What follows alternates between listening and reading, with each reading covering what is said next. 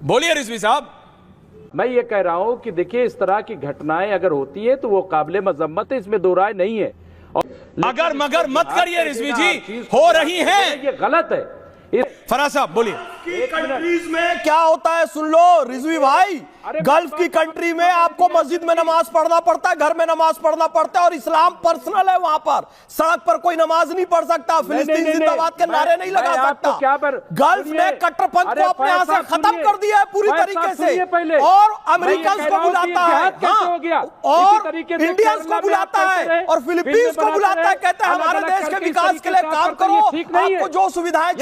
चलो भाई देखो अपने क्या। रिजवी जी बताइए जी, फिर हम हैं एंटी या ये लोग हैं? शुक्रिया ऐश्वर्या जी।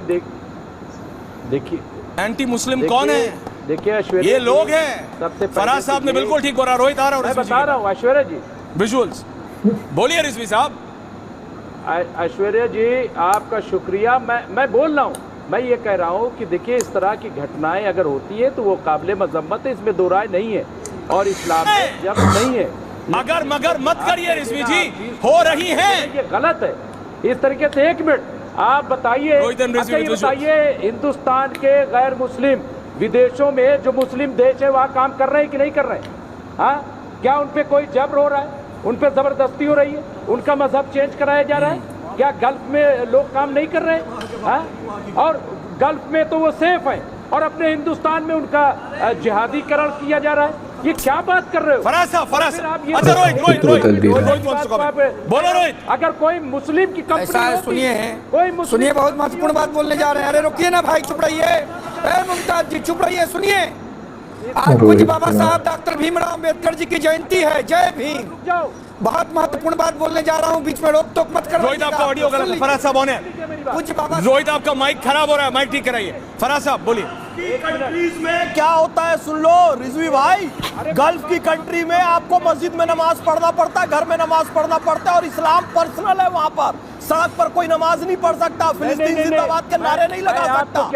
गल्फ ने कट्टरपंथ को अपने यहां से खत्म कर दिया है पूरी तरीके से, और अमेरिकन को बुलाता है और इंडियंस को बुलाता है और फिलीपींस को बुलाता है, कहता है हमारे देश के विकास के लिए काम करो, आपको जो सुविधाएं चाहिए हम देंगे। और भारत से धर्म परिवर्तन करने वाला गैंग जब दुबई जाता है ना, और वहाँ भारतीयों का धर्म परिवर्तन करने की कोशिश करता है, तो यूएई गवर्नमेंट उनको बैक एंड बैक कर देती है भारत में। यो कट्टरपंथ भारत में चलाना, ये टीसीएस में जो धर्म परिवर्तन का धंधा चल रहा है ना, ये भारत में जाके चलाना, UAE government, Saudi government, Bahrain government इनको एंटरटेन नहीं करती है, इसलिए वहाँ पर कुछ नहीं होता है। नहीं तो आप जैसे लोग वहाँ पर चले जाओ, वहाँ पे भी धर्म परिवर्तन। Please hold on everyone, hold on everyone. Shweta, Shalini ji, Rohit ji, Rashidi ji and Jawad, 4 of them, hold on. Rohit, मैं ये नहीं समझ पा रहा हूँ कि मैं बोल रहा हूं टीसीएस जैसी कंपनी में जबरदस्ती माइक चेंज हो रहा, रोहित का होने दीजिए, बाद में आता हूं। Thank you. Shweta, Shalini ji, TCS जैसी कंपनी में ये जबरदस्ती हो रहा है, और हुडा जी मुझे बोल रही हैं कि आप एक इंसिडेंट से सारी चीजें नहीं जोड़ सकते। मैं बोल रहा हूं करने वाले सारे मुसलमान थे, टारगेटेड सारी हिंदू लड़कियां थी। क्या चाहिए इनको? ऐश्वर्या जी, यही आप, मैं यही बताने की कोशिश कर रही थी आपको कि यदि आप हुडा जी को देखेंगे तो आपको मानसिकता पता चलेगी कि निदा खान की मानसिकता क्या थी। 300 मुसलमानों को उन्होंने एक्चुअल एम्प्लॉयमेंट दी, पहले उन्होंने ये कबाल बनाया, तो आज ये इस तरीके से देखा जा रहा है कि ये कंप्लीट लव जिहाद हो गया, लैंड जिहाद हो गया, और अब ये कॉर्पोरेट जिहाद की तरफ प्रोग्रेस कर रहे हैं। जब आप बॉस और एम्प्लॉय के तहत रहते हैं तो इस रिश्ते में कहीं कंसेंट नहीं आता है, और ये ऐसे स्टेट में हुआ है जहां पे धर्मांतरण के अगेंस्ट कानून बना हुआ है। बात सही है कि टीसीएस के नाक के नीचे से कुछ हो रहा है। और पहली बात तो ये, अगर ये लोग पकड़े गए तो ये लोग यार ये भी नहीं कहते कि ठीक है भाई उन लोगों ने गलती किया है, ऐसा नहीं होना चाहिए, एक्शन लो आप।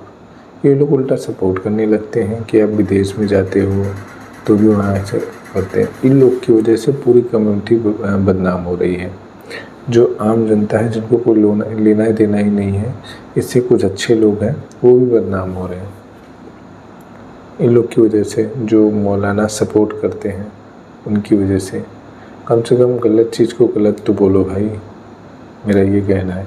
खैर दोस्तों, आपका इस विषय में क्या कहना है हमें कमेंट करिएगा। चैनल पर नहीं तो प्लीज़ सब्सक्राइब करें और अपना राय हमें कमेंट करके जरूर बताएं। चैनल पर नहीं तो प्लीज़ सब्सक्राइब कर ले और बेल आइकन को जरूर चालू कर ले, ताकि हमारी नई वीडियो आने वाली सबसे पहले आपको मिले।